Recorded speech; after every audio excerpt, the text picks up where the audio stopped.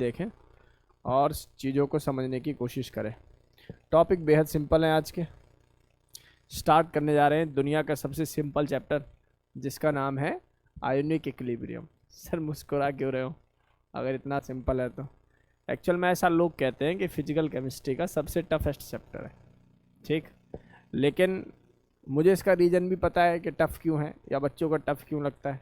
उसका बड़ा एक रीज़न ये है क्योंकि इस चैप्टर के अंदर बहुत सारे केसेस हैं, नंबर ऑफ़ केसेस हैं और फार्मूलेज बहुत हैं। जब फार्मूलाज बहुत है ना तो बच्चा क्या करता है, फार्मूले को याद करने की कोशिश करता है, और जो सवाल आपकी एनसीईआरटी में भी गिवन होगा ना, हल्का से हल्का सवाल, वो भी उन फार्मूले पर बेस्ड नहीं होगा। जो सवाल जो है फार्मूले लिख रहे हैं, मतलब कहने का मतलब ये है कि नंबर ऑफ़ केसेस ज़्यादा है ना। एक छोटी सी टर्म पूरे कैलकुलेशन को जो है ना बिगाड़ने में सक्षम है इस चैप्टर की। तो इसलिए जो बच्चा इसका बेसिक से चलता है वो तो भैया स्ट्रांगली इस चैप्टर को कवर करता है। जो बेसिक से नहीं चलता उसके लिए चैप्टर वास्तव में मुश्किल ही है। चलिए, तो मैं कोशिश करता हूँ कि आप लोगों को बहुत ध्यान से, आराम से, धीरे धीरे चीज़ों को कवर करूँ। दुनिया में आयनिक इक्विलिब्रियम पढ़ाते हुए सबसे पहले पढ़ाया जाता है सबस्टांस। अब सबस्टांसेस क्या होते हैं मेरे भाई?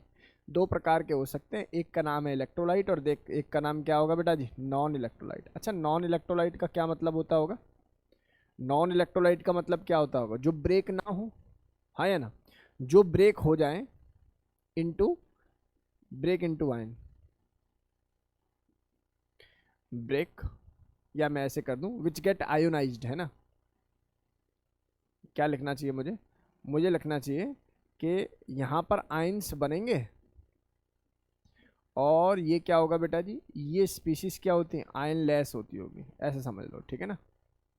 क्या मेरी बात समझ में आ रही नहीं आ रही? एक तरफ आयन बनते हैं और एक तरफ आयंस नहीं बनते, पहली बात। दूसरी बात, जो इलेक्ट्रोलाइट होते होंगे, अच्छा इनके एग्जाम्पल की अगर मैं बात करूं, तो इस केस में डिग्री ऑफ आयोनाइजेशन या मैं बोलूं डिसोसिएशन की वैल्यू कितनी होती होगी? आप खुद सोचो भाई। ये तो टूट ही नहीं रहा ना, ये तो नॉन इलेक्ट्रोलाइट है। जब टूट नहीं रहा तो अल्फा की वैल्यू कितनी हो जानी चाहिए? 0 हो जानी चाहिए, हाँ या ना। लेकिन इस इलेक्ट्रोलाइट के केस में अल्फा की वैल्यू क्या होगी बेटा जी? 0 तो नहीं होगी, ये तो तय है, 0 से ज़्यादा होगी और 1 या 1 से कम होगी, ये बात समझो। अब इस केस में इलेक्ट्रोलाइट के दो प्रकार समझा देते हैं। सबसे पहला बता देते हैं कि एक होता होगा क्या? Strong electrolyte. कैसा इलेक्ट्रोलाइट है? स्ट्रॉन्ग। और एक कैसा इलेक्ट्रोलाइट है बच्चा? Weak electrolyte. जो स्ट्रॉन्ग इलेक्ट्रोलाइट होते होंगे, इनके एग्जाम्पल की मैं बात कर रहा था नॉन इलेक्ट्रोलाइट में। जैसे इनका एग्जाम्पल है ग्लूकोज। क्या एग्जाम्पल है बेटा? ग्लूकोज। फ्रक्टोज हो गया, माल्टोज हो गया, ग्लैक्टोज हो गया, सुक्रोज हो गया, ठीक है। और एग्जाम्पल याद करो तो ईथर्स होती हैं, ड्राई ईथर टाइप की। वे सभी क्या होती हैं? नॉन इलेक्ट्रोलाइट्स होते हैं, राइट। मतलब जिनको आयंस में ब्रेक नहीं किया जा सकता। और एग्जाम्पल लिखना चाहो तो शुगर लिख लीजिए, ठीक है ना। These are the examples. Strong electrolyte कौन होते होंगे? स्ट्रॉन्ग इलेक्ट्रोलाइट वो होते हैं जो कंप्लीटली ब्रेक हो जाए, हाँ या ना, जो कंप्लीट आयोनाइज्ड हो जाए, कंप्लीट आयंस की फॉर्मेशन में टूट जाए।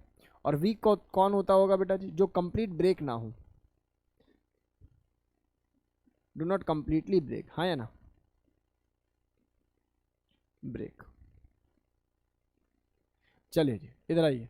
अब मैं बात करता हूँ स्ट्रॉन्ग इलेक्ट्रोलाइट की। तो स्ट्रॉन्ग इलेक्ट्रोलाइट के एग्जाम्पल समझ लीजिए। जितने भी स्ट्रॉन्ग एसिड है ना, ऑल स्ट्रॉन्ग एसिड, चाहे वो H2SO4 हो, चाहे HClO4 हो, चाहे HNO3 हो, ये सभी क्या होते हैं? Strong electrolyte. या मैं कहूँ all strong bases, like NaOH, like KOH, right, like CSOH। तो ये सभी क्या है? स्ट्रॉन्ग बेस हैं। तो ये भी किस में कंसिडर होंगे? स्ट्रॉन्ग इलेक्ट्रोलाइट में ही कंसिडर होंगे। और यहाँ पर आता है हमारे पास एनी टाइप ऑफ सॉल्ट।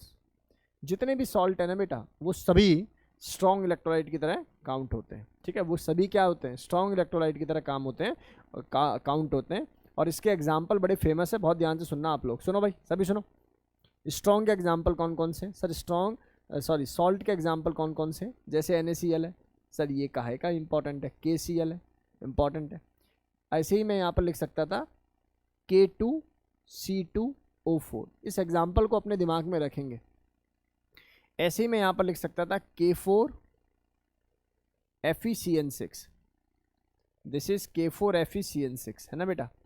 ये सभी जो कंपाउंड है ये किसकी तरह बिहेव करते हैं, स्ट्रॉन्ग इलेक्ट्रोलाइट की तरह काम करता है। अच्छा वीक में कौन हो जाएंगे बेटा, वीक में तो वीक एसिड CH3COOH, है ना। ऐसे ही यहाँ पर मैं HCl लिख सकता हूँ और अमोनिया लिख सकता हूँ, बहुत सारे एग्जाम्पल है जो कि मैं यहाँ पर जो है पुट कर सकता हूँ। क्या मेरी इतनी बात समझ में आई आप लोगों को।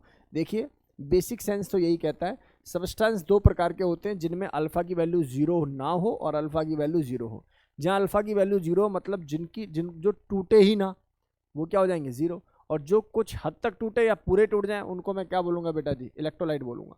इसका मतलब यहाँ स्ट्रॉन्ग के केस में अल्फा की वैल्यू लगभग 1 या 1 होती होगी, और वीक के केस में यही अल्फा की वैल्यू कैसे लाई करेगी सर, ये 0 से बड़ी होगी और 1 से क्या होगी, छोटी होगी। क्या मेरी बात समझ में आई आप लोगों को, बताइए। तो ये डेटा क्लास के सभी बच्चों को बिल्कुल क्रिस्टल क्लियर होना चाहिए, यहाँ तक कोई दिक्कत वाली बात नहीं होनी चाहिए। तो मैंने क्या क्या बताया, एक बार अमन सर दिखाना मुझे, मैंने क्या क्या बताया। मैंने आपको बताया आयोनिक इक्विलिब्रियम के केस में बच्चों, आयोनिक इक्विलिब्रियम के केस में मैंने बात आपको सिखाने की कोशिश की है कि सब्सटेंस दो प्रकार के पढ़ाए, इलेक्ट्रोलाइट और नॉन इलेक्ट्रोलाइट। इलेक्ट्रोलाइट में दो प्रकार पढ़ाए, स्ट्रॉन्ग और वीक। स्ट्रॉन्ग इलेक्ट्रोलाइट के अंदर काम की बात यह है, स्ट्रॉन्ग एसिड, स्ट्रॉन्ग बेस, या सभी सॉल्ट, ये सभी किसके एग्जाम्पल है, स्ट्रॉन्ग इलेक्ट्रोलाइट। और वीक के अंदर क्या पढ़ा हम लोगों ने, वीक के अंदर मतलब कि जैसे कि यहाँ पर जो कंप्लीटली आयोनाइज ना हो, उसे कंप्लीटली डिसोशिएट ना हो, वही सब क्या होते हैं, वीक इलेक्ट्रोलाइट में काउंट होते हैं। नेक्स्ट इधर आएंगे सभी ऐसे सब्सटेंस जिनको मैं नॉन कंडक्टर कह रहा हूँ, मतलब सब्सटेंस की दूसरी कैटेगरी है on the basis of their conductivity, right. Non conductor कौन होते होंगे, जो इलेक्ट्रिसिटी को कंडक्ट ना करे।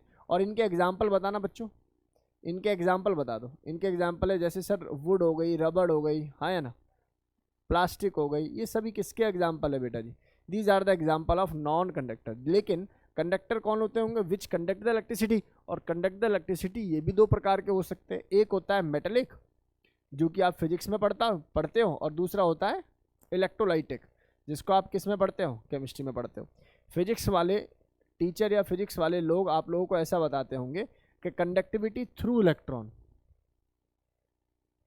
कंडक्टिविटी थ्रू इलेक्ट्रॉन, और हम लोग ये भी बता देते हैं कि कंडक्टिविटी थ्रू आयंस, हाँ या ना, आयंस के थ्रू कंडक्टिविटी, और ये लोग बताते हैं इलेक्ट्रॉन के थ्रू कंडक्टिविटी।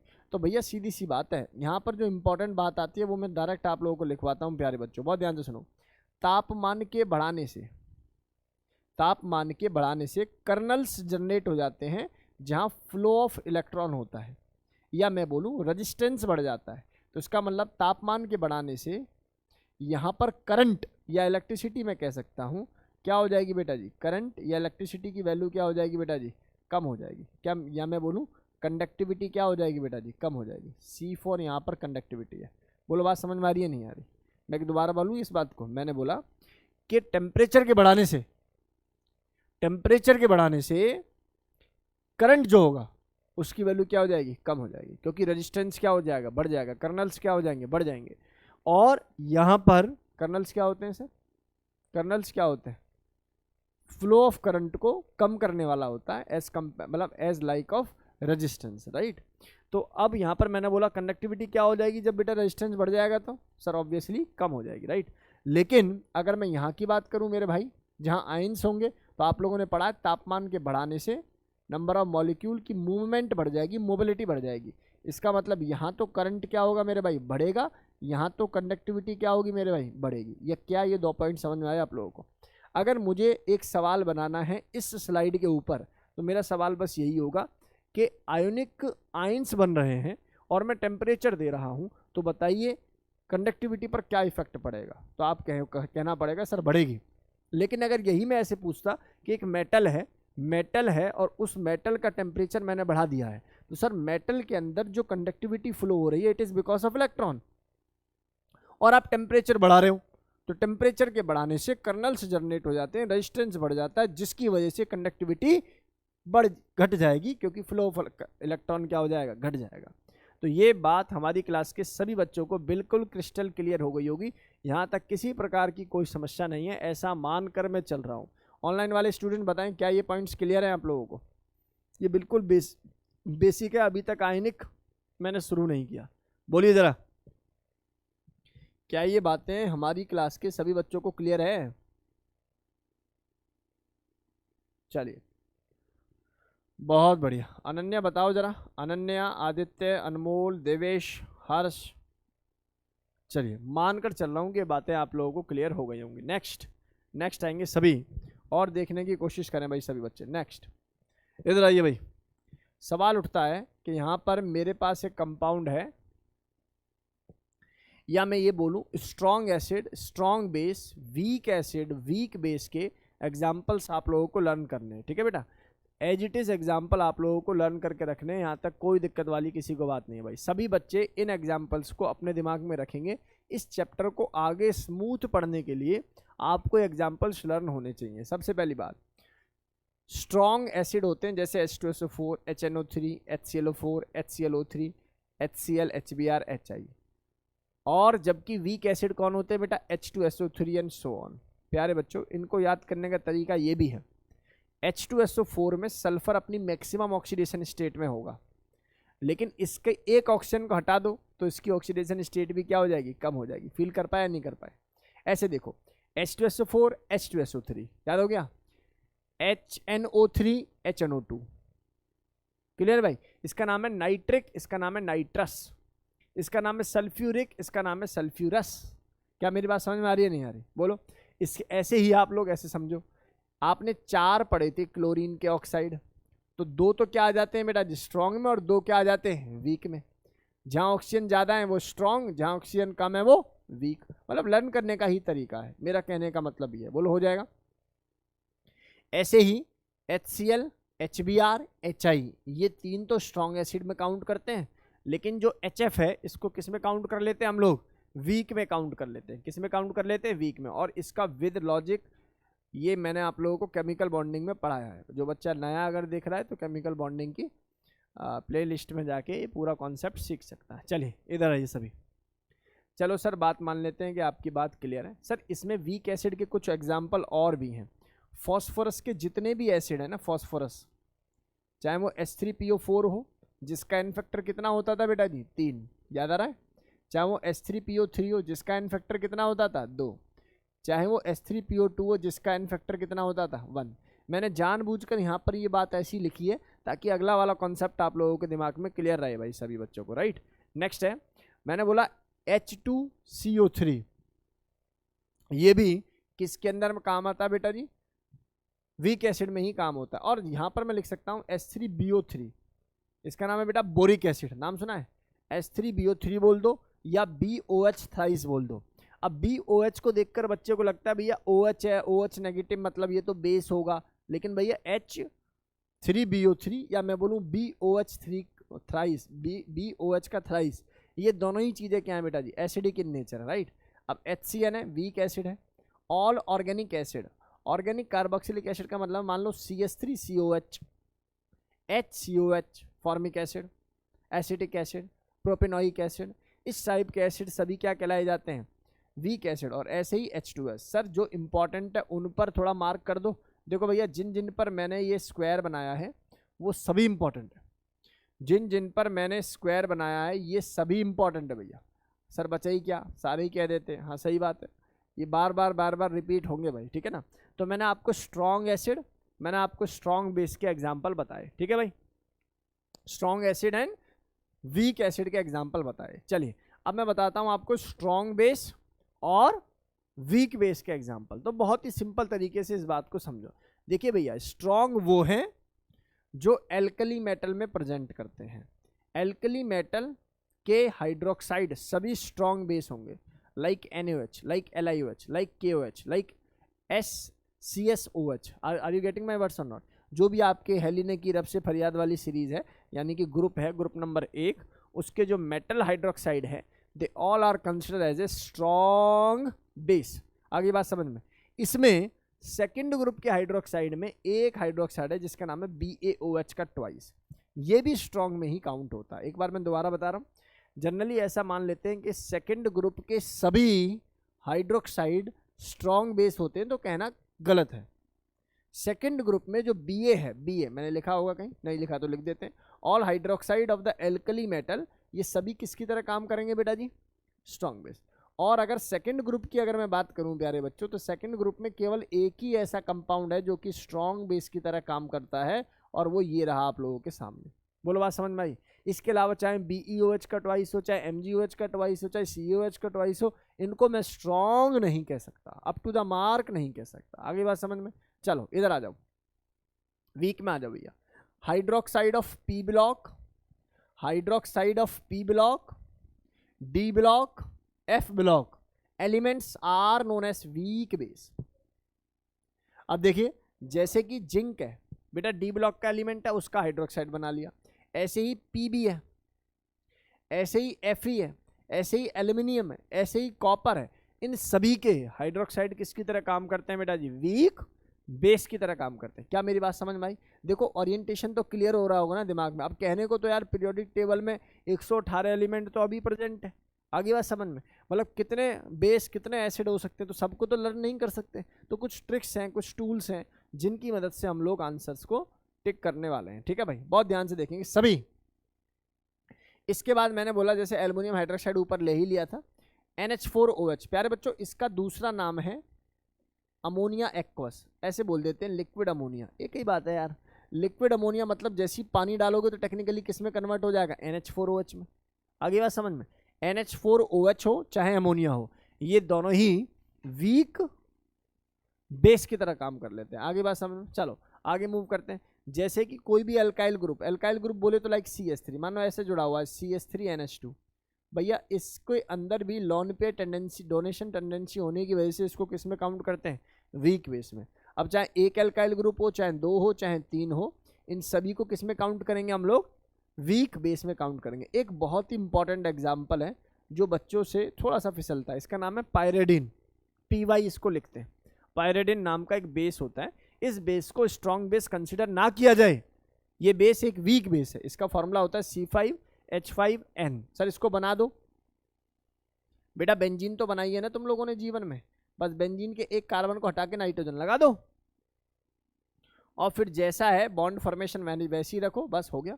ये लॉन पेयर यहाँ आप देखोगे इसके हर कार्बन पर एक एक हाइड्रोजन होगा क्या, तो भैया 5 तो हाइड्रोजन यही हो गए, और एक नाइट्रोजन और लॉन पेयर, तो बन गया भैया C5H5N। बोलो बात समझ में आ गई होगी। तो यहाँ तक हमारी क्लास के सभी बच्चा लोगों को क्रिस्टल क्लियर बातें क्लियर हो गई होंगी कि सर आप पढ़ाने की क्या कोशिश करो। प्यारे बच्चों, एक बार मैं रिवाइज कराऊँ आप लोगों को, सुनो। हाँ, KOH स्ट्रॉन्ग, सुनो भाई, जैसे मैं आपसे कहूँ इधर आ जाओ, स्ट्रॉन्ग एसिड पे आ जाओ। स्ट्रॉन्ग एसिड में एग्जाम्पल में आप क्या बोलोगे, चाहे वो H2SO4 हो, चाहे वो HClO4 हो, चाहे वो HNO3 हो, आगे बात समझ, चाहे वो HClO3 हो, ये सभी क्या है बेटा जी, स्ट्रॉन्ग है। सभी क्या है, स्ट्रॉन्ग। वीक में मैंने आपको ट्रिक बता दी थी, H2SO4 का क्या कर देंगे, H2SO3, HNO3 का क्या कर देंगे, HNO2। ऐसे ही मैंने HClO4 वाली टर्म को क्या बता दिया था, HClO2, HClO। इस तरीके से हम लोगों ने जो है ये डेटा कवर कर लिया था, ठीक है ना, एसिड बेस का। अच्छा, बेस की बात करूं तो स्ट्रॉन्ग बेस में all hydroxide of first group and BaOH twice from second group, और बकाया जितने भी सेकंड ग्रुप के हैं वो सभी किस में आ जाते हैं बेटा जी, वीक में आ जाते हैं। ये भी अपने दिमाग में रखना, सेकंड ग्रुप के बाकी के सभी हाइड्रोक्साइड को हम लोग कंपेरेटिवली वीक में ही रखते हैं। आगे बात समझ में। तो कैल्शियम CaOH ट्वाइस आ जाए तो अब इसको स्ट्रॉन्ग नहीं बोलेंगे आप लोग। आप अगर कंपेयर करना होगा आप लोगों को BA से, तो हम लोग इसको वीक में ही कंसिडर करेंगे भाई, ठीक है। तो ये डेटा क्लास के सभी बच्चों को क्रिस्टल क्लियर होना चाहिए। चलो सर, ये बातें तो आपने बता दी। आपने बताया PDF के हाइड्रोक्साइड को किस में रखते हैं, वीक बेस में रखते हैं, राइट। ऐसे ही यहाँ पर जितने भी एल्काइल ग्रुप नाइट्रोजन के साथ जुड़े होंगे उन सभी को भी बेस में कंसिडर करते हैं। और एक पायरेडिन का एग्जाम्पल सर ने यहाँ पर बता दिया। मैंने सबसे ज़्यादा टाइम इस टेबल पर इसलिए दिया है क्योंकि मैं जानता हूँ जिसका ये बिगड़ गया उसका सब बिगड़ गया, इसलिए इसको आराम से स्क्रीनशॉट ले लीजिए सभी। चलिए डन, बहुत बढ़िया तरीके से आप लोगों ने बातें समझ ली हैं। अब मूव करते हैं आगे। प्यारे बच्चों, ये सारा डेटा मैं इसलिए थोड़ा सा लिख लेता हूँ, आदत तो मेरी वही है कि लिखूँ साथ के साथ लिखूँ ताकि समय कम बचे, है ना, मतलब कम समय में ज़्यादा कंटेंट जो है ऑनलाइन वाला बच्चा भी बैठा हो तो उसको मिले, कम समय में ज़्यादा चीज़ें उसको मिल पाएँ। आगे मूव करते हैं भैया, बहुत ध्यान से आप लोग प्लीज़ देखें और चीज़ों को समझने की कोशिश करें। इधर देखेंगे सभी। अब यहाँ पर एसिड बेस थ्योरीज हैं कुछ। जब इनिशियली ये थ्योरी जनरेट हो रही थी तब ये बातें लोगों को दिमाग में आ रही थी, कोई कोई लोग अपनी अपनी थ्योरीज को डेवलप कर रहे थे। तो भैया उनमें पहले साइंटिस्ट का नाम है अरहेनियस कॉन्सेप्ट, जिसने एसिड बेस के बारे में बात बताई। दूसरा ब्रॉन्स्टन लोरी, ये दो साइंटिस्ट रहे होंगे। ये है अपना पास लिविस कॉन्सेप्ट, राइट। तो बहुत ध्यान से इसको समझने की कोशिश करेंगे सभी बच्चे। मैं शुरू कर रहा हूँ कौन सा, Arrhenius concept of acid and base. बहुत ही सिंपल सी इन्होंने एक बात कही, इन्होंने एक छोटी सी बात कही जो कि आप लोगों ने आज तक जीवन में पढ़ी और यही पढ़ा है जो पढ़ा है आप लोगों ने। आप लोगों ने पढ़ा है कि एसिड वो होंगे विच can donate H+ ion in water, हाँ या ना। जो पानी में, जो एक्वस में H+ आयन को डोनेट करेंगे उनका नाम क्या होगा, एसिड। और बेस की क्या डेफिनेशन दी होंगी भाई ने, इसने बोला होगा विच कैन डोनेट, कौन, OH negative ion in water is known as base. तो लोगों ने तालियां बजानी शुरू कर दी, बोले भाई बात तो बिल्कुल सही है। तो इसने अपने तथ्य ऐसे दिए कि देखो भाई, तुम किसी का भी एग्जाम्पल ले लो, तुम HCl का ले लो, HCl को तोड़ लो पानी में, तो पहले अगर मैं यहाँ पर पानी डाल देता हूँ तो कैसे कन्वर्ट हो जाएगा, Na+ में और Cl नेगेटिव में। और आप लोग जानते हो ये जो पानी इसके साथ रिएक्ट करेगा ना, H+ आयन की अपनी कोई एग्जिस्टेंस नहीं होती, H+ आयन की अपनी कोई एग्जिस्टेंस नहीं होती। ये पानी के साथ मिलकर किस में कन्वर्ट हो जाता है मेरे भाई, ये कन्वर्ट हो जाता है H3O+ में, इसकी एग्जिस्टेंस होती है। क्या मेरी बात समझ में आ रही है, नहीं आ रही? तो इसका मतलब H3O+ हम लोगों को मिल जाएगा, H3O+ हम लोगों को मिल जाएगा। तो मतलब बात समझ में आ गई। ऐसे ही HNO3 का एग्जाम्पल देने लगा कि भैया देखो यहाँ पर H+ चला जाएगा तो ये एसिड है। ऐसे ही HClO4 का एग्जाम्पल देने लगा, बड़ा खुश था। फिर किसी साइंटिस्ट ने बोला NH3 वो एसिड है या बेस, तो उसने बोला एक H निकालो और हो गया एसिड। डेटा देखा एक्सपेरिमेंट से तो बेस निकला। तो फिर और साइंटिस्ट ने बोला BF3, बोला इसमें तो H ही नहीं भाई, मैं कैसे बताऊं, इसमें OH ही नहीं है। AlCl3, हालत खराब। बोला मैं थोड़ा सा पीछे हट रहा हूं, अब आप अपने अपने जवाब दो। आगे बात समझ में, डेटा समझ में आ रहा है? ये डेटा समझ में आ रहा है मैं क्या कह रहा हूँ, ये डेटा समझ में आ रहा है बेटा? मैंने क्या बोला, मैंने बोला कि इन्होंने तो सीधी सीधी एक बात कह दी। यस आदित्य बिल्कुल सही। तो इन्होंने एक सीधी सीधी सी बात कह दी, जो H+ आयन देगा वो एसिड है भैया, जो H+ आयन नहीं देगा वो कौन है, बेस। मतलब जो OH नेगेटिव आयन देगा वो कौन होगा, बेस। तो सीधी सीधी सी बात कही थी। देखो जैसे इन्होंने क्या क्या बातें और कही, मैं थोड़ा सा आप लोगों को दिमाग में लगा देता हूँ। सबसे पहली बात, यहाँ पर ये बात भी इंपॉर्टेंट हो सकती है कि H+ आयन की अपनी कोई एग्जिस्टेंस नहीं है। ये किस फॉर्म में मिलता है हम लोगों को, H3O+ की फॉर्म में मिलता है। किस फॉर्म में, H3O+। इधर आओ सभी बच्चा लोग, एक बात बताऊं मैं आप लोगों को। देखो मैंने आप लोगों से एक बात कहनी है, बस एक ही बात में डेटा आप लोगों को समझ में आ जाएगा, जो कि बहुत ज़्यादा इंपॉर्टेंट है। मैंने तुमसे कहा कि तुम्हें कैसे पता लगेगा कि कितने पानी की यूनिट यूज़ हुई होंगी, या वास्तव में ये हाइड्रोनियम आयन है या नहीं। ये कौन है बेटा जी, H3O+ कौन है, हाइड्रोनियम आयन। देखो बहुत सिंपल सा तरीका है। मैंने बोला कि यहाँ पर ये ना एक कोई एसिड है जो कि चुपके से क्या दे देता है, अपना H+ आयन दे देता है, ठीक है ना। मान लेते हैं इक्विलिब्रियम टाइप की रिएक्शन है, H+ आयन दे देता है और यहाँ पर दे देता है कौन, A नेगेटिव। अब इसकी अपनी कोई एग्जिस्टेंस तो है नहीं। ये किसके साथ मिलेगा बेटा जी, ये मिलेगा फिर से पानी के मॉलिक्यूल के साथ, और ये किस में कन्वर्ट कर लेगा इसको, ये कन्वर्ट कर लेगा H3O+ में, हाँ या ना, बोलो। अब यहाँ से ना एक फॉर्मूला जनरेट होता है जो आप लोगों को अपने दिमाग में रखना चाहिए। वो फॉर्मूला क्या है भैया, वो फॉर्मूला कुछ ऐसा है। आपने तो एक मॉलिक्यूल के साथ रिएक्ट किया है H+ आयन को, क्या सच में ऐसा हो रहा होगा, नहीं ना भाई। इन्फाइनाइट मोल हो सकते हैं वाटर के। तो आप लोगों से कोई पूछे कि ये स्ट्रक्चर वास्तव में हाइड्रोनियम आयन का है या नहीं, तो आप लोग एक ही बात याद रखेंगे, क्या, कि भैया एसिड के केस में आप ये फॉर्मूला यूज़ करें, H+ और वाटर मॉलिक्यूल और ये N कोई भी नंबर है, 1 2 3, 0 नहीं है, बस। आगे बात समझ में।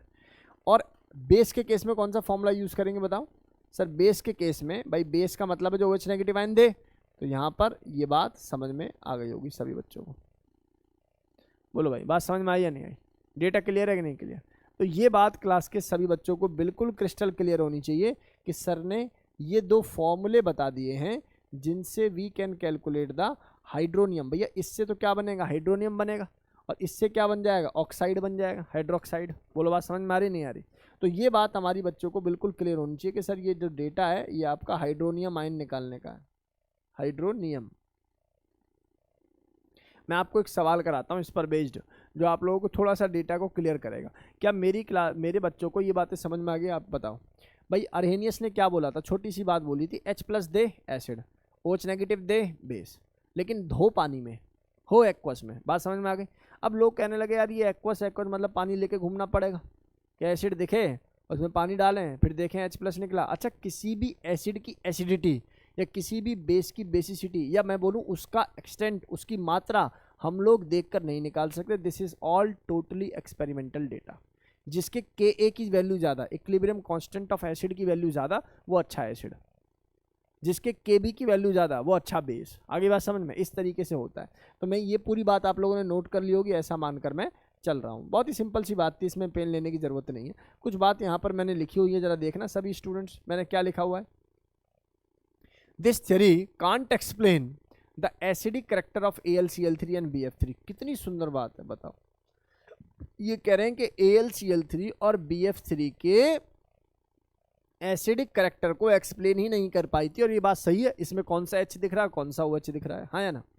और दूसरी बात, ये बेसिक करेक्टर को भी नहीं एक्सप्लेन कर पाई थी। किसके? अमोनिया हो चाहे फॉस्फीन हो। NH3 और PS3 के बेसिक करेक्टर को भी एक्सप्लेन नहीं कर पाई थी ये थ्योरी। बोलो बात समझ में आई या नहीं आई? तो ये डेटा क्लास के बच्चों को क्लियर होना चाहिए। अच्छा, एक बात मुझे आप लोगों को बतानी है, ये H3BO3 जो होता है ना, ये होता तो एसिड है, लेकिन बच्चों को लगता है कि इसके पास H है तो H+ दे के इसलिए एसिड है, लेकिन this is not an Arrhenius acid. ये अरहेनियस एसिड है ही नहीं। क्या मेरी बात समझ में आ रही है आप लोगों को? इसका एसिडिक करेक्टर क्या है वो हम लोग पढ़ेंगे अभी, कि आइदर इट इज ब्रोस्टेड और इट इज लिविस, लेकिन ये अरहेनियस नहीं है। ये एसिड इसलिए नहीं है कि ये अपना H+ दे देता है। मैं I am telling you, see this is the composition of BOH thrice, या मैं कहूं इसको सिंपली, हमें ऐसा लगता है कि मानो ये H+ दे देगा इसलिए एसिड है, लेकिन ऐसा नहीं है। आगे बात समझ में? ऐसा नहीं है कि इस रीजन की वजह से एसिडिक है। तो ये डेटा क्लास के सही बच्चों को समझ में आना चाहिए कि माना कि बोरिक एसिड जो है ये एक एसिड है, लेकिन ये एक अरहेनियस एसिड नहीं है। क्लियर है मेरी बात? ये एक अरहेनियस एसिड नहीं है। तो ये डेटा क्लास के सही बच्चों को बिल्कुल क्रिस्टल क्लियर होना चाहिए। सोच रहा हूं मैं यहीं बता दूं, लेकिन फिर आगे की सिमेट्री खराब होगी। आप सीधी सीधी बात समझो। Which of the following species represent the hydronium ion? अब समझ गए आप लोग? इनमें से कौन हाइड्रोनियम आयन को रिप्रेजेंट कर रहा है? सोचो।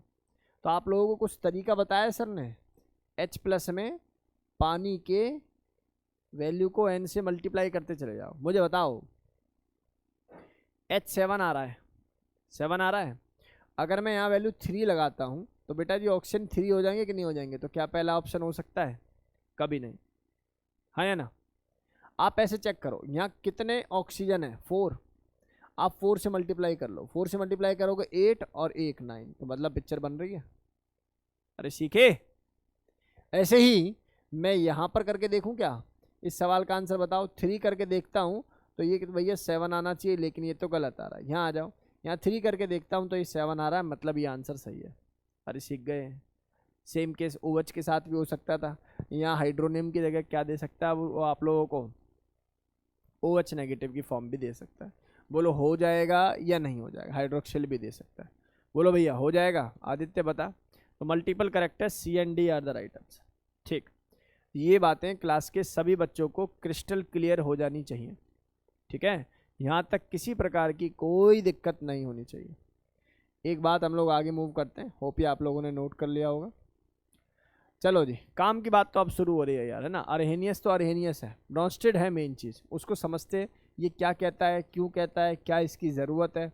तो इन्होंने क्या बोला? इन्होंने इफेक्ट ऑफ सॉल्वेंट को हटा दिया। किसको हटा दिया बेटा जी? इफेक्ट ऑफ सॉल्वेंट को हटा दिया। इसने किसको हटा दिया बेटा जी? इफेक्ट ऑफ सॉल्वेंट को हटा दिया। जब इसने इफेक्ट ऑफ सॉल्वेंट को हटाया, किसको हटा दिया इसने? इफेक्ट ऑफ सॉल्वेंट को हटा दिया। मतलब ये है कि ये भूल चुका है, ये बात भूल चुका है कि इसमें सॉल्वेंट स्पेसिफाइड होगा। मतलब जैसे पहले वाले ने बोला कि भाई एक्वस मीडियम में रिएक्शन होगी, इसने बोला no need of aqueous medium, ठीक है ना, सॉल्वेंट कोई भी हो सकता है, ठीक है ना। अब ध्यान से सुनेंगे सभी, पिक्चर बहुत सिंपल थी इसकी। बोला कि जो एसिड होते हैं वो जो डोनेट कर सकें क्या? विच can donate H plus ion. कितनी सिंपल बात बता रहे हैं सर, 10th वाली, हाँ या ना। और बेस कौन होंगे भाई? इसने बोला विच कैन एक्सेप्ट, हाँ या ना, which can accept H plus ion. कितनी सुंदर बात बोल रहा है। अब ना तो मीडिया की रिक्वायरमेंट है कि स्पेसिफाइक सॉल्वेंट होना चाहिए, ये कह रहा है जो H प्लस आयन एक्सेप्ट कर ले उसका नाम बेस, जो H प्लस आयन डोनेट कर दे उसका नाम एसिड। आगे बात समझ में? बोलो हाँ या ना। तो ये लॉजिक क्लास के बच्चों को क्लियर हो जाना चाहिए। अच्छा, इसकी एक बात से एक बात समझ में आ रही है, इसकी एसिड की डेफिनेशन और अर्हेनियस की एसिड की डेफिनेशन दोनों सेम है या नहीं? वो भी यही कह रहा है H प्लस आयन दे, केवल उसने बोला कि सॉल्वेंट पानी, उसने बोला सॉल्वेंट कोई भी हो, हाँ या ना। अरे कुछ तो बोलो। तो मतलब क्या मैं एक नोट डालकर यहीं पर लिख दूं क्या? All Bronsted acid are Arrhenius acid, हाँ या ना। और क्या मैं ऐसा कह सकता हूं कि all Bronsted base are Arrhenius base, हाँ या ना? बोलो। आप कहोगे बिल्कुल मत कह देना, उसमें OH था, इसमें क्या है? H है। तो बात समझ में आ गई कि आप लोगों को क्या गलती हो सकती है इसके अंदर। चलो अब काम की बात सुन लो भैया, काम की बात सुन लो। इन्होंने क्या मत दिया होगा? इन्होंने दिया होगा कि भैया जो H प्लस आयन को डोनेट कर देगा उसका नाम क्या होगा? एसिड, ठीक है ना। एग्जाम्पल के तौर पर यही ले लेते हैं, HNO3 ले लेते हैं, H2SO4 ले लेते हैं। बोला देखो भैया H2SO4 क्यों एसिड है? क्योंकि it can donate H plus ion to convert into HSO4 minus, हाँ या ना। तो इसलिए ये पार्ट कैसा हो जाएगा? एसिडिक। लोग तालियां बजाने लगे, हाँ या ना। फिर इन्होंने बोला क्या बोला कि अब बेसिक वाला पार्ट ले लो सर, जैसे अमोनिया का एक्सप्लेन नहीं कर पा रहे थे पहले, हाँ या ना। तो उन्होंने बोला अमोनिया के पास लॉन पेयर होते, चलो लॉन पेयर का तो जिक्र नहीं अभी, है ना, लॉन पेयर को मत छेड़ो अभी ऐसा समझो अमोनिया।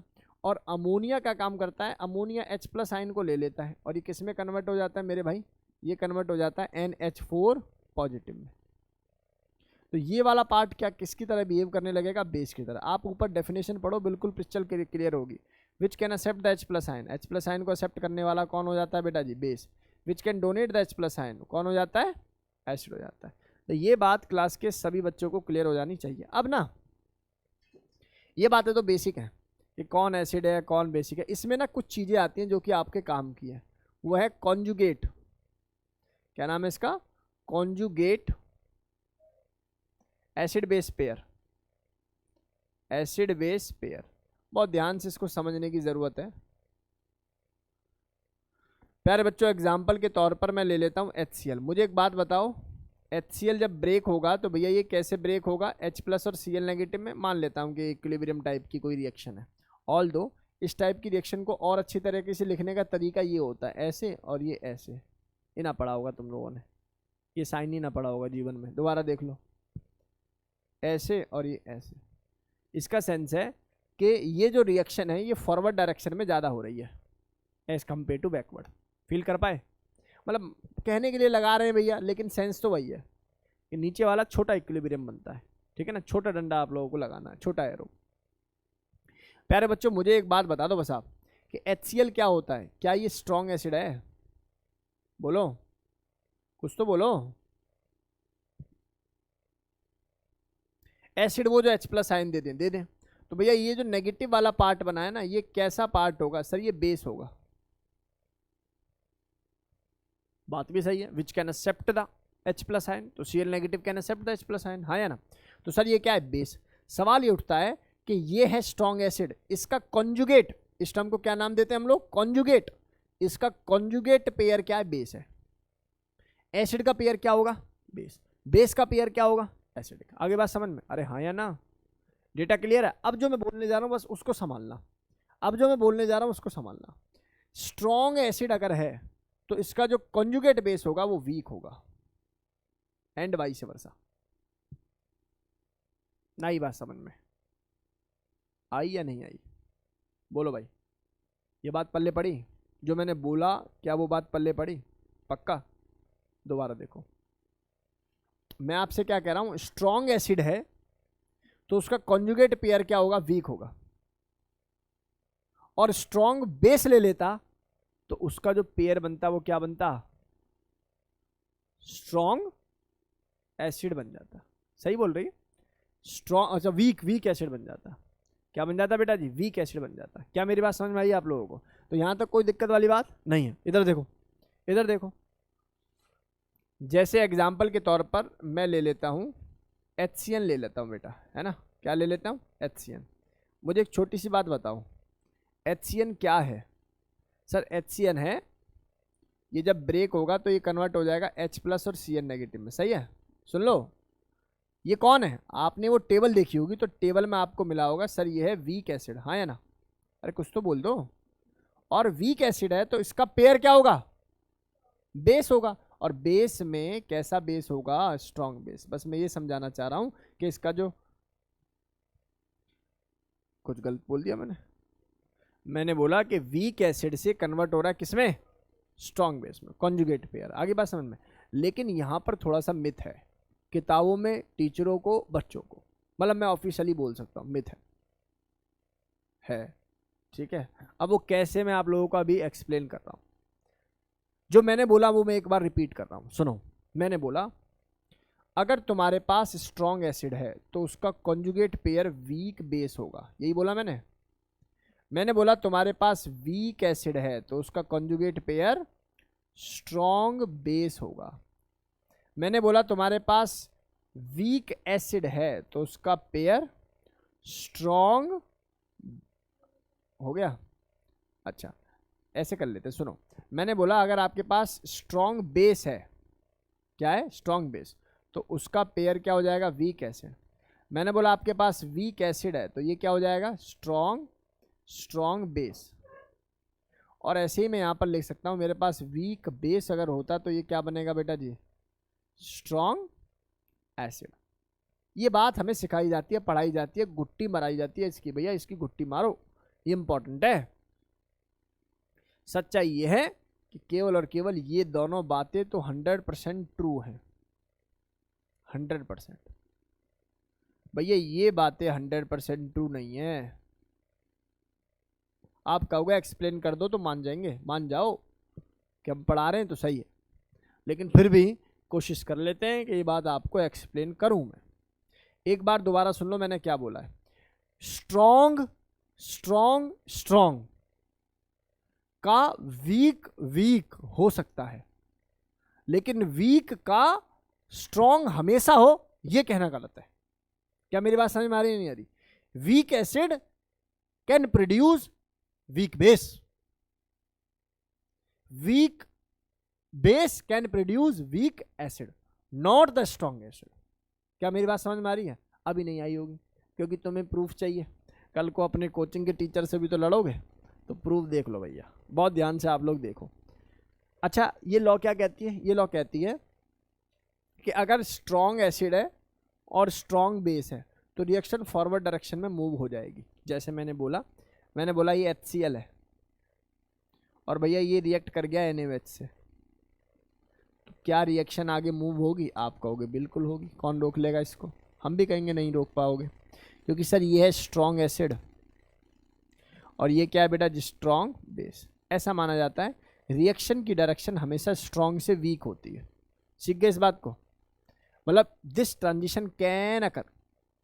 लेकिन अगर मैं यहां पर लिख लूं HCN और यहां पर मैं लिख लूं Cl- और मैं तुमसे पूछूं कि रिएक्शन आगे मूव होगी, मैं तुमसे पूछूं क्या ये रिएक्शन आगे मूव होगी, तो आप क्या कहोगे? आप कहोगे सर देखो ये पहले से ही वीक है सर, ये वीक एसिड है या नहीं? और ये किसका कॉन्जुगेट पेयर है बताइए भाई, HCl का। और HCl क्या होता है, स्ट्रॉन्ग एसिड। तो टेक्निकली ये क्या रहा होगा भैया, क्या ये वीक बेस नहीं रहा होगा? तो weak acid weak base react ना करा करते, रिएक्शन फॉरवर्ड डायरेक्शन में मूव ही नहीं होगी। सीख पाए? बोलो। इसका मतलब केमिस्ट्री की दुनिया में तूफान ला दिया इस बात ने। पहले ही लोगों को बताने लगा कि ए बी से रिएक्ट करेगा कि नहीं करेगा। नहीं, ये बात समझ में।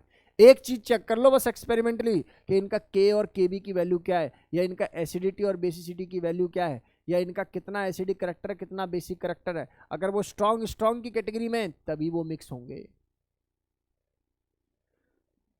अगर वो वीक की कैटेगरी में तो कभी भी मिक्स नहीं होंगे। हमेशा स्ट्रॉन्ग से वीक की तरफ मूवमेंट चलती है या रिएक्शन मूव होती है। बोलो बात समझ में आ गई? ये इसकी एप्लीकेशन आप लोग मान सकते हैं, ठीक है ना। Conjugate base pair, acidic pair, वो क्या, वो मैं सिखाऊंगा आप लोगों को। लेकिन एक बात मैं यहाँ पर छोटी सी आप लोगों से कह देता हूँ, जो मैं आपसे कह रहा था कि थोड़ा सा कुछ एक्सप्लेन करना है। ये बात प्रूव करनी है कि क्यों वीक एसिड से हमेशा स्ट्रॉन्ग बेस नहीं बनते। चलिए मैं आप लोगों के सामने ये चीज़ पेश कर रहा हूँ, बहुत ध्यान से आप लोग देखो भैया। समझने की हिम्मत हो तो समझना, और तुम्हें लगे कि मुश्किल है तो स्किप कर देना, ठीक है ना। बस जो बोल रहे हैं सर की बातों को उनको एज इट इज़ दिमाग में रख लेंगे। मैं कह रहा हूँ बेटा एक इक्वेशन है, आगे पढ़ोगे के ए प्लस के बी, और ये बराबर होता है बेटा के डब्ल्यू के। बहुत बढ़िया सर, उमदा सर। इसका नाम है equilibrium constant in the term of acid, या एसिडिक इक्विलिब्रियम कांस्टेंट। और ये बी नज़र आ रहा तो समझ में आ रहा होगा तुम्हें, ये बेसिक।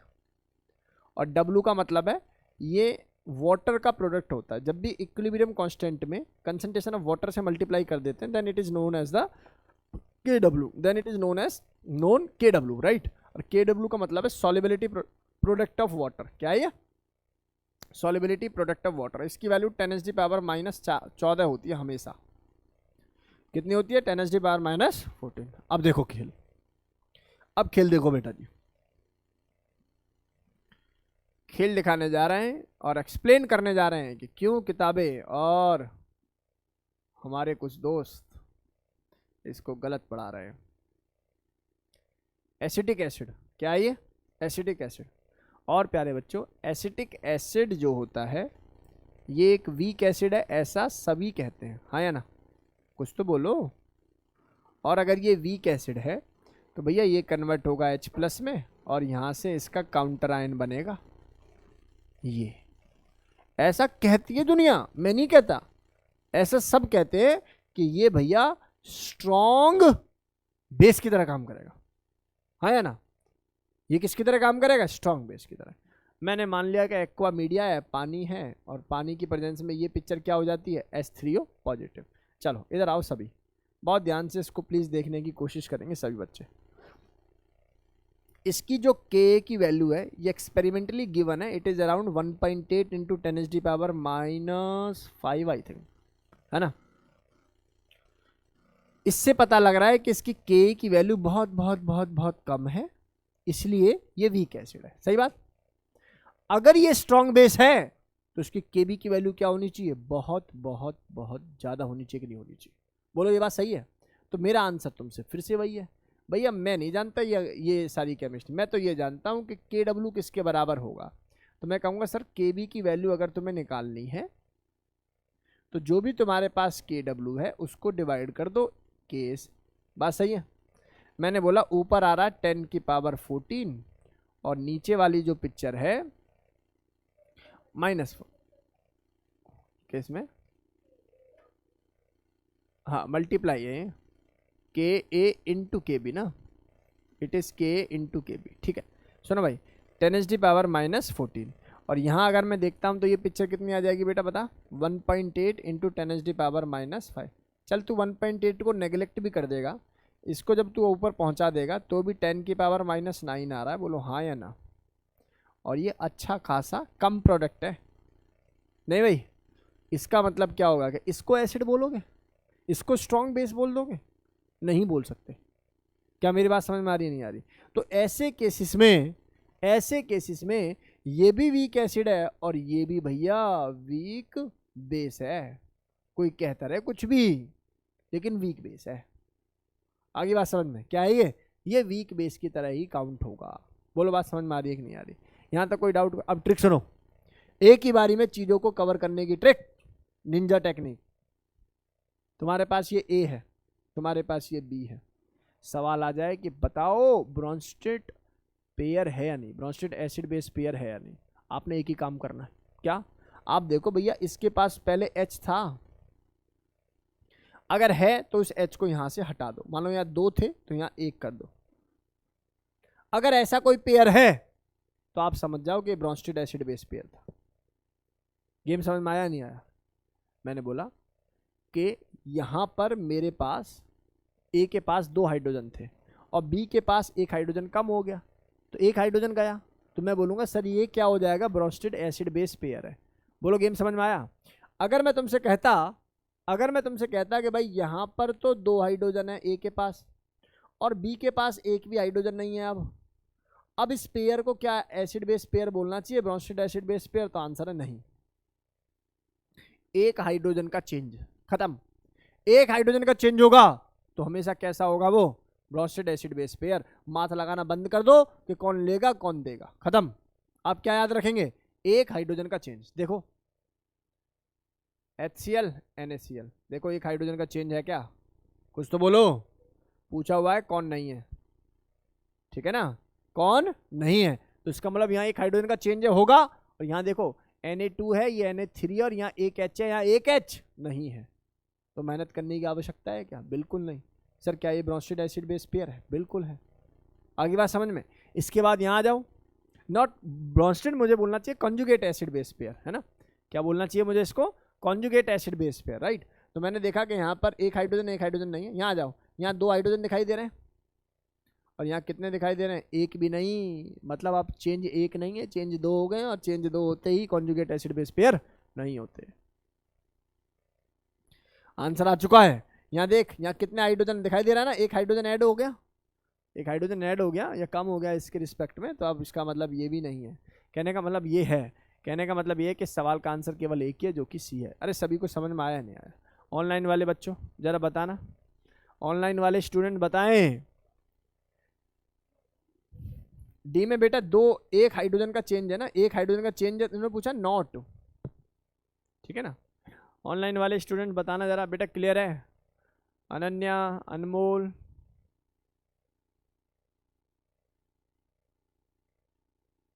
सर हम नया एलिमेंट थोड़ी डाल सकते हैं इन 8 ना, कैसे ऑड कर दिया? कौन सा वाला ऑड कर दिया?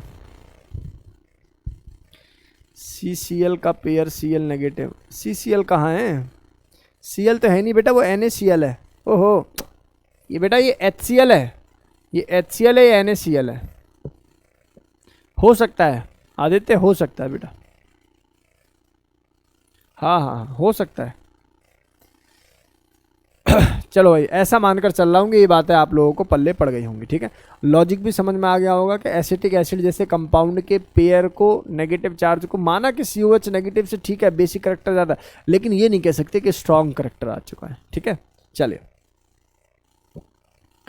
अब मुझे बताइए कुछ कॉन्जुगेट बेस के आप एग्जाम्पल बताएंगे। एसिड मैंने दे दिए, कुछ बेस दे दिया, उनके कॉन्जुगेट एसिड बताने। बहुत सिंपल तरीके से हम लोग इसको कवर करेंगे और मुझे पूरी उम्मीद है कि आप लोग मेरे साथ इसमें पूर्ण भूमिका निभाने वाले हो।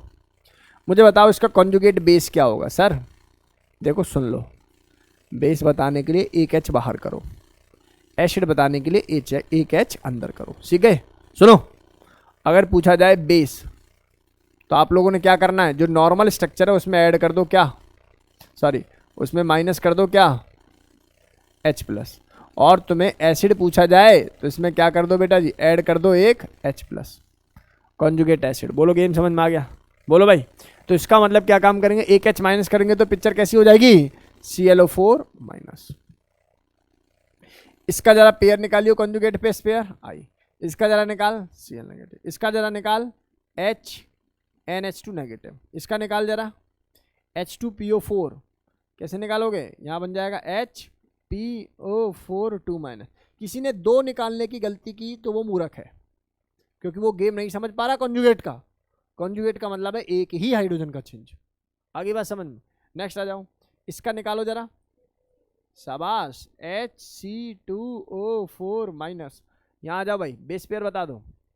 कॉन्जुगेट एसिड बता दो बेस का। तो सर यहाँ पर एक एडिशन कर देना आप, एक एडिशन कर देंगे तो क्या बन जाएगा NH4 पॉजिटिव। यहाँ देखें तो क्या बन जाएगा मॉर्फिन का C17H20 और NO3 प्लस। बोलो गेम समझ में आया क्या? इसका बता दो, इसका बता दो, इसका बता दो N2H5 प्लस। सर एक बात पूछें, कौन स्ट्रांग होगा कौन बेस होगा कैसे पता लगाएं? देखो भैया जिस तरीके से तुमने पढ़ा है बस उसी तरीके का ध्यान रखें। तो क्या तुमने ये स्ट्रांग एसिड पढ़ा था? स्ट्रांग एसिड का पेयर क्या हो जाएगा बेटा? वीक। क्या ये भी तुमने स्ट्रांग एसिड पढ़ा था? Weak base. क्या ये भी तुमने स्ट्रांग एसिड पढ़ा था? Weak base. क्या ये तुमने वीक बेस वीक एसिड पढ़ा था? अमोनिया जब ऑब्वियसली जब H+ आयन को डोनेट कर रहा है तो एसिड की तरह बिहेव करेगा। तो ये क्या हो जाएगा बेटा जी? Strong base. क्या दिक्कत है बोलने में? क्या समस्या आ रही है? बोलो, ये सब गलत थोड़ी है कुछ भी। ये बताओ, इसको बताओ। सर फॉस्फोरस एसिड है। सर फॉस्फोरस एसिड सभी क्या बताए थे आपने? Weak acid. और वीक एसिड है तो इसका पेयर क्या हो जाएगा? Strong base. अगला बताओ, इसके केस में ये क्या हो जाएगा? ये भी सभी क्या हो जाते हैं? वीक एसिड ही हैं। और वीक एसिड वाला पेयर क्या हो जाएगा? Strong base. आगे आ जाओ। अमोनिया कैसा है भैया जी? वीक बेस है सर, क्योंकि बेसिक की तरह काम कर रहा है। Ammonia can act. अमोनिया जो होता है ना, ये एम्फोटेरिक है, मतलब कि एम्फीप्रोटिक है, ले भी सकता है और दे भी सकता है, राइट। जैसे वाटर होता है, वाटर गेन भी कर सकता है और दे भी सकता है, ठीक है ना। अब इस केस में फिलहाल ये क्या काम कर रहा है? गेन कर रहा है। गेन कर रहा है तो वीक बेस से किस में कन्वर्ट हो रहा है? स्ट्रांग। इसमें बता दो, इसमें सर ये पॉजिटिव वाला पार्ट है और ये जितने भी कार्बन मैंने बताया था ना, ऑर्गेनिक, जितने भी ऑर्गेनिक कंपाउंड है वो क्या हो, और ऑर्गेनिक अमीन है या NO3 ग्रुप है, वो सभी क्या है बेटा जी? वीक बेस है। और वीक बेस किस में कन्वर्ट हो रहा है? हो गया स्ट्रांग एसिड में। अब देखो ऐसे कंपाउंड में कभी भी कंफ्यूज मत होना, इसके काउंटर आयन को देखा करो हमेशा। ये क्या था मेरे भाई? याद करो, अरे याद करो, वीक एसिड था ये, बताया था मैंने। अगर वीक एसिड है तो ये वाला पेयर क्या हो जाएगा? स्ट्रांग बेस हो जाएगा। यहाँ आ जाओ, ये कैसा होता था बेटा? H2S। हट, कैसा होता था भाई? अब इस केस में देखेंगे तो ये कैसा नजर आ रहा है मुझे? ये मुझे नजर आएगा वीक। अभी इसको बेसिक टर्म में नहीं बोल सकते ना, एसिड ही बोलेंगे अभी इसको। हाँ नहीं, अमोनिया का जो H2S का जो केस है यहाँ पे, वो केस हम लोगों को अभी इस केस के अंदर वीक ही बोलना पड़ेगा, क्योंकि अभी इस केस में H2S किसकी तरह काम कर रहा है मेरे भाई? एसिड की तरह काम कर रहा है। एसिड की तरह काम कर रहा है ना, बेस तो ये है बेटा, एसिड की तरह काम कर रहा है। तो ये कैसा हो जाएगा? वीक एसिड हो जाएगा। और ये वाला पार्ट कैसा हो जाएगा फिर? Strong base. ये आ जाओ, ये खुद ही बता रहा है नाइट्रोजन वाले कंपाउंड जितने भी होते हैं सभी वीक बेस थे, और ये कंपाउंड कैसे कन्वर्ट हो जाएगा? स्ट्रांग एसिड में कन्वर्ट हो जाएगा। बोलो गेम समझ में आया? इस टाइप के ये कंपोजिशन है जो आप लोगों को समझ में आ जाने चाहिए, और बेसिक भी है। ये बेसिक भी है, बिल्कुल सही है। नेगेटिव नहीं बेटा, पॉजिटिव आएगा आदित्य। तो ये बातें क्लास के सभी बच्चों को क्लियर होगी, ऐसा मान कर मैं चल रहा हूँ बेटा जी, ऐसा मान कर मैं चल रहा हूँ कि ये बातें आप सभी को क्लियर। नेक्स्ट एक टर्म आती है जिसका नाम है एम्फीप्रोटिक। क्या नाम है इसका? एम्फीप्रोटिक। एम्फीप्रोटिक स्पीसीज कौन सी स्पीसीज होती होंगी? H+ donor as well as H+ acceptor. H+ donor as well as H+ acceptor species को मैं क्या बोलता हूँ? एम्फीप्रोटिक। नाम से समझ में आ रहा है, एम्फी का मतलब डुअल नेचर शो करने वाला, राइट। अब जैसे मैं बोलूँ HS नेगेटिव है, आप खुद बताओ क्या ये H+ आयन को गेन कर सकता है? और जब गेन करेगा तो मेरे भाई ये किस में कन्वर्ट हो जाएगा? H2S में। और जो गेन करता है वो बेस होता है, हाँ या ना। और बेस होने के बाद ये किस में कन्वर्ट हो जाएगा? एसिड में। ये भी गेम समझ में आ रहा है? अब समझ में आ गया क्यों मैंने H2S को वहाँ पर एसिड लिख दिया था। यहाँ आ जाओ, यहाँ से H+ आयन को ये भगा भी सकता है, हाँ या ना। जब H+ आयन को भगा देगा तो किस में कन्वर्ट हो जाएगा? ऐसे। तो ये खुद में किसकी तरह बिहेव कर रहा है? एम्फीप्रोटिक। आगे बात समझ में? यहाँ आ जाओ, इसके केस में ये H+ आयन को ऐड करके किस में कन्वर्ट कर देगा? H2CO3। ये बात पढ़ाई है मैंने आप लोगों को, वीक एसिड है, हाँ है ना। और ये चाहे तो अपने अंदर से H+ आयन को भगा भी देगा, जब भगा देगा तो किस में कन्वर्ट हो जाएगा? कार्बोनेट में। तो किसकी तरह बिहेव कर रहा है? एम्फीप्रोटिक। यहाँ आ जाओ, ये इंपॉर्टेंट है सभी। यहाँ से जब H प्लस आयन आप डालोगे इसमें तो किस में कन्वर्ट हो जाएगा, H3PO4। जब इससे ले जाओगे तो किस में कन्वर्ट हो जाएगा, HPO4 माइनस।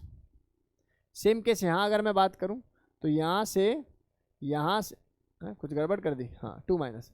यहाँ से H प्लस ऐड करोगे तो किस में कन्वर्ट हो जाएगा, H3PO3। और यहाँ से जब H प्लस आयन ले जाओगे तो किस में कन्वर्ट हो जाएगा, ओनली HPO3 2 माइनस। सही है ना। यहाँ आ जाओ यार, एक बात बताऊँ आप लोगों को, इसका जो एन फैक्टर होता था याद करो, इसका एन फैक्टर कितना हो जाएगा अभी, मतलब समझ रहे हो ना भावनाओं को। इसका जो कंपाउंड, ये वाला कंपाउंड है, ये वाला कंपाउंड, इसका जो एन फैक्टर होता था मैंने आपको बताया था, n= कितना होता था, 2। जबकि इसकी अगर मैं बात करूं, जब ये H प्लस आयन को गेन कर लेगा तो ये कन्वर्ट हो जाएगा किस में, H3PO2। इसका एन फैक्टर केवल एक ही होता था। इसका मतलब ये गेन तो कर सकता है। आगे बात समझ में, अरे बोलो भाई, इसका एक बार इसको बना ले, इसका फोटो बना ले। इसका जो कंपाउंड फॉर्मेशन तुम कर रहे होंगे, सुनो, इसमें तुमने H प्लस अगर दे दिया तो कंपाउंड कैसे कन्वर्ट हो जाएगा, H3PO2, हाँ या ना। और अगर इससे मैं अगर H प्लस आयन को निकालूंगा तो किस में कन्वर्ट हो जाएगा, HPO2 2 माइनस। अब बात ध्यान से सुनो भाई सभी बच्चे, अगर मैं इसका फोटो बनाऊं ना इसका, तो देखिए कैसे बनेगा, P double bond OH।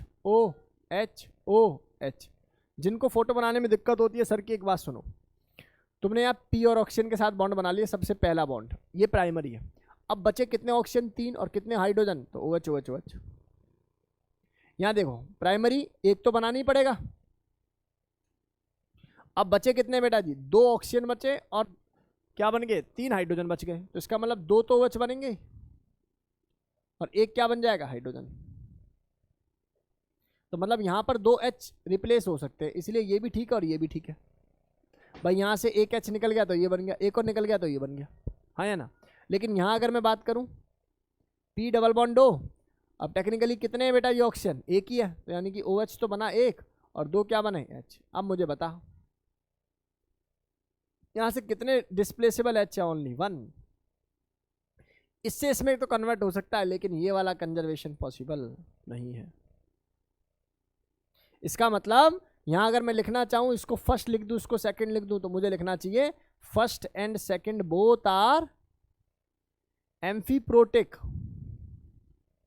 But not third. तीसरा एम्फीप्रोटिक नहीं होगा, क्योंकि वो H प्लस आयन को केवल गेन कर सकता है, वो H प्लस आयन को अपने से फर्दर रिलीज नहीं कर सकता। शायद ये बात आप लोगों को पल्ले पड़ गई होगी, सर क्या समझाने की कोशिश कर रहे हैं। शायद ये बात हमारी क्लास के सभी बच्चों को क्लियर हो गई होगी कि सर क्या समझाने की कोशिश कर रहे हैं। और चीज़ें बिल्कुल बेसिक हैं बेटा जी, बिल्कुल बेसिक। इसमें कोई घबराने की, कोई परेशान होने वाली बात नहीं है, ठीक है। डेटा समझ में आया। चलो एक बात और बतानी है, नोट कर लिया होगा आप लोगों ने। एम्फी प्रोटिक हम लोगों ने पढ़ लिया, एम्फी प्रोटिक हम लोगों ने पढ़ लिया। अब क्या पढ़ा रहे हैं, amphoteric. What is the difference between the amphi protic and amphoteric. Sir amphoteric के लिए H प्लस आयन को देना लेना कोई जरूरी नहीं है, लेकिन एम्फी प्रोटिक के लिए वहां पर H प्लस आयन के साथ ही एसिड बेसिक करैक्टर हम लोग देखते थे। तो यहां पर ये कह रहे हैं the species which can act as a both acid as well as base. और इसके लिए कोई कंडीशन नहीं है कि H प्लस आयन होना ही चाहिए, कि OH negative ion H plus ion को एक्सेप्ट या डोनेट करने वाला ही होने चाहिए। जैसे ZNO हो चाहे Al2O3 हो, ये सभी किसकी, दोनों किसकी तरह बिहेव करते हैं बेटा, एम्फी प्रोटिक की तरह बिहेव करते हैं। यहाँ सर ने एक सुंदर सी बात लिखी है, देखो जितने भी एम्फी प्रोटिक है, एम्फीटेरिक की तरह काम करते हैं दोनों, जितने भी एम्फी प्रोटिक है यानी कि H प्लस आयन से एसिड बेस कन्वर्ट करने वाले, वे सभी एम्फोटेरिक है। मतलब ऑब्वियसली ये एसिड भी है और बेस भी है, लेकिन मैं ये नहीं कह सकता कि जितने भी एम्फोटेरिक हैं वो सभी एम्फी प्रोटिक है। क्या बात समझ में आ रही है, नहीं आ रही? अरे हाँ या ना। मैंने बोला वो H प्लस आयन को डोनेट करके या गेन करके एसिड बेस करैक्टर दिखा रहा है, और हर एसिड बेस करैक्टर को शो करने वाला कौन होता है, एम्फोटेरिक। लेकिन ये नहीं कह सकता कि हर एसिड बेसिक करैक्टर को शो करने वाला एम्फी प्रोटिक भी होगा। ये कहना चाह रहा हूँ बस मैं, ठीक है। सिंपल सी बात थी। अच्छा, एक कॉन्सेप्ट और है जिसका नाम है लिविस एसिड बेस कॉन्सेप्ट। इसने तो दुनिया ही बदल दी। इसने बोला भैया देखो, बेस वो होंगे जो नेगेटिव चार्ज या मैं बोलूं लॉन पेयर को डोनेट करेंगे। सही है। एसिड वो होंगे जो नेगेटिव चार्ज या मैं बोलूं लॉन पेयर को एक्सेप्ट करेंगे। लोगों ने फाइनली यहां पर ब्रेक लगाई।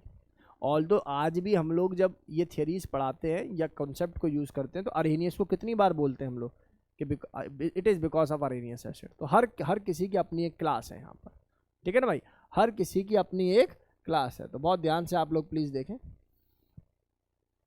और मैंने ये बात पहले बता दी है, all Arrhenius acid are Bronsted acid but all Arrhenius bases are not Bronsted base. चलिए ठीक है बेटा। देखो मैंने क्या बोला, मैं एक बार दोबारा रिपीट कर रहा हूँ। मैंने क्या बोला वो एक बार मैं दोबारा रिपीट कर रहा हूँ बच्चों। मैंने क्या बोला वो एक बार मैं दोबारा रिपीट कर रहा हूँ। मैंने बोला कि लेविस एसिड बेस थ्योरी के अकॉर्डिंग बेस वो होते हैं जो इजीली अपने लॉन पेयर या नेगेटिव चार्ज को डोनेट करें। एसिड वो होते हैं जो लॉन पेयर को एक्सेप्ट करें। मैंने एग्जांपल लिया ये अमोनिया। अमोनिया के पास लॉन पेयर है, ये इसलिए बेस है क्योंकि अपने लॉन पेयर को हाइड्रोजन को डोनेट कर देता है। That's why it is basic in nature. और अगर एसिडिटी की बात कर लूँ कि एसिडिक नेचर का एग्जांपल दे दो तो भैया ये AlCl3 है, हाँ या ना, क्या है ये AlCl3। और AlCl3 अगर मैं इसको एक और Cl नेगेटिव दिखा दूँ तो भैया ये क्या काम करेगा, इसको एक्सेप्ट कर देगा लॉन पेयर को, तो किस में कन्वर्ट हो जाएगा, AlCl4 माइनस में कन्वर्ट हो जाएगा।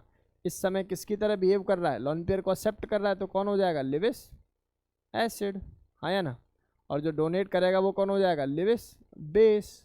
तो एक छोटी सी बात थी जो आप लोगों को यहाँ पर क्लियर हो जानी चाहिए। यहाँ तक कोई डाउट किसी स्टूडेंट को नहीं रहना चाहिए, किसी प्रकार की कोई समस्या यहाँ तक नहीं रहनी चाहिए। हाँ, NH3 एम्फीप्रोटिक है, बिल्कुल है, NH3 is amphiprotic species. NH3 is amphiprotic. एक बात आप लोगों को और बता देता हूँ, एक एसिड और है अपने पास जिसका नाम है सल्फेनिलिक एसिड। ठीक है, इसका क्या नाम होता है बेटा, इसका नाम है सल्फेनिलिक एसिड। काम की बात है भैया, सल्फेनिलिक एसिड, राइट। इसका जो फॉर्मूला होता है वो समझ लो, बेंजीन के पैरा पोजीशन पर NH2 और ये होता है H डबल बॉन्ड O, ये होता है OH और यहाँ होता है डबल बॉन्ड O।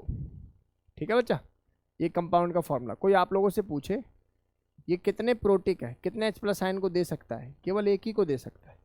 क्या मेरी बात समझ में आ रही नहीं आ रही, केवल और केवल एक ही H+ आयन को डोनेट कर सकता है। ऐसी सल्फोनोलिक एसिड, ये सारी बहुत सारी चीज़ें हैं जो आप लोगों को कंपाउंड के साथ धीरे धीरे कवर हो जाएंगी। चलिए, तो मुझे लगता है आज की क्लास के लिए इतना ही। मैं बच्चों को HRT दे रहा हूँ, जो ऑफलाइन आ रहे हैं केवल वही फ़ायदा उठा पा रहे हैं।